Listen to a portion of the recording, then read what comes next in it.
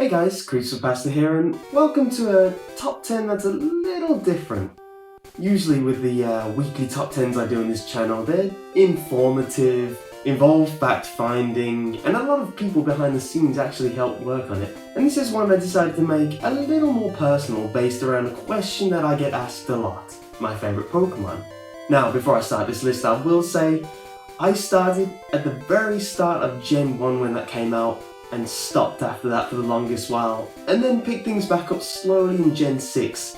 So there's a bit of a gap. So these aren't necessarily my top favourite Pokemon. So I decided to take out a lot of the Gen 1 Pokemon and squeeze in some later generations. So here we go. Here's my top 10 favourite Pokemon. Number 10. Starting off with a childhood favourite, it has to be Scyther. This Pokemon is just pure badass. It's a ninja bug with swords for arms. Not impressed? Let me say that again. Swords for arms. If that doesn't get your jollies rocking, I don't know what will. Number 9 is very predictable, Charizard. It's obvious, this Pokemon is a pussy-ass punk. Blastoise and the Squirtle family in general are the starter of choice. I mean, Charmander, Charmeleon and Charizard. What are they? Orange dragons? Boring. How about a squirrel mixed with a turtle? That's cool! And then a turtle winged thing? I don't know, Wartortle's alright. But then you get a giant turtle with cannons that can punch through steel. Then you have its Mega Evolution, which is described for being able to shoot water over 6 miles. Which is physically impossible without altering the liquid, but not for Blastoise.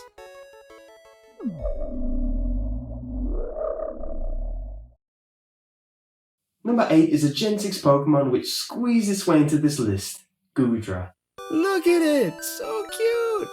This is one of the Pokemon I saw when I picked up Pokemon Y that I just put him on my team because I needed a tank. But the more I used her, the more I fell in love with the design. It's a little goopy pile of love, and now she stands as one of my consistently used Pokemon when I battled my friends.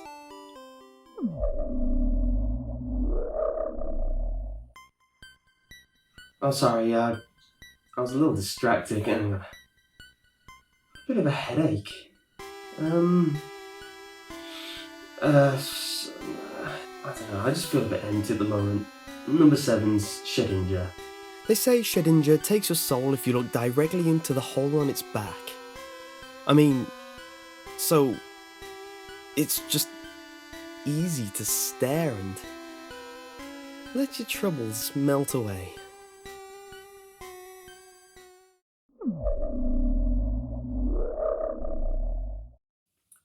Number 6 is a Pokemon that I don't even know exists. I was actually scrolling through the list of Pokemon that exist, and I got to the very bottom and found this one called Deontay? I don't know, but as soon as I saw it, I fell in love with its design, and its Mega Evolution is just super cool looking. Check it out. This Pokemon has been found on the game files of one of the newer games. I don't even know. All I know is this Pokemon's a little cutie, and its Mega Evolution is a mega cutie. I'm curious to see what happens with this Pokemon, to be honest.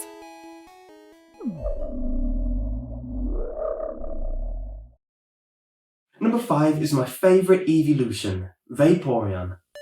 I don't even have a solid reason why I like this one.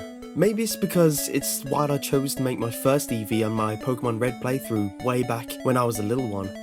The design is nice, almost like a dog mermaid, but not a seal. It's uniquely detailed compared to some of the other Gen 1 blobs.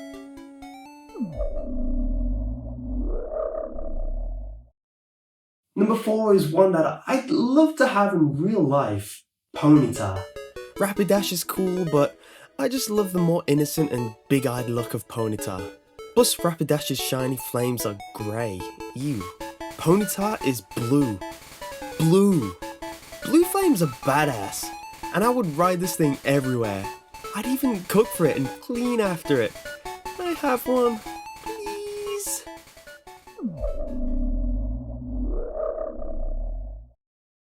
Number 3 is another Gen 6 Pokemon which won its way into my team, but I don't know how to say its name. Florgus?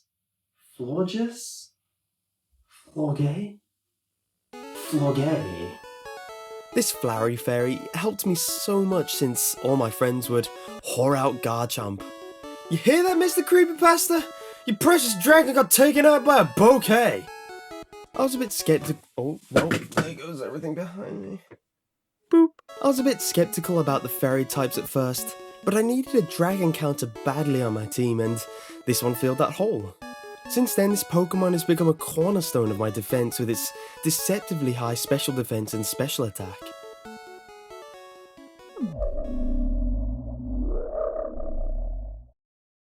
Number 2 is another unpopular opinion I have.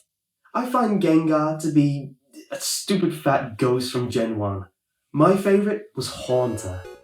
Haunter is just an all-round winner for me.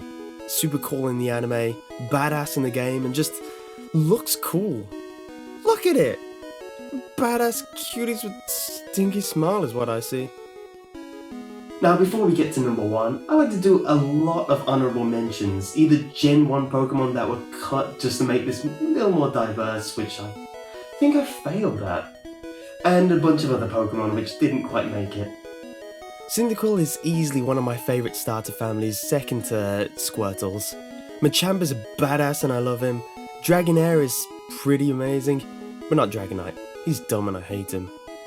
Kadabra is another mid-evolution I love over the consecutive counterparts. Arcanine is also another badass I like, and so many other Gen 1 Pokemon. Lastly, there's Klefki. I love this Pokemon on my team because you just need to train him in defense, have the prankster ability, and just status move your enemy into frustration.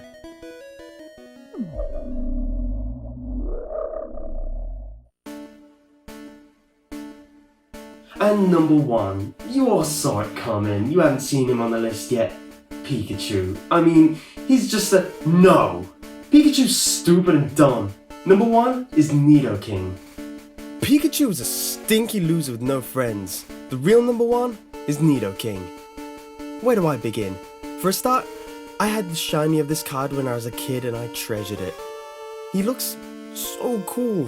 And when picking up the game in Gen 6, I learned of his amazing talent. He can be trained in special attack and can learn like every element.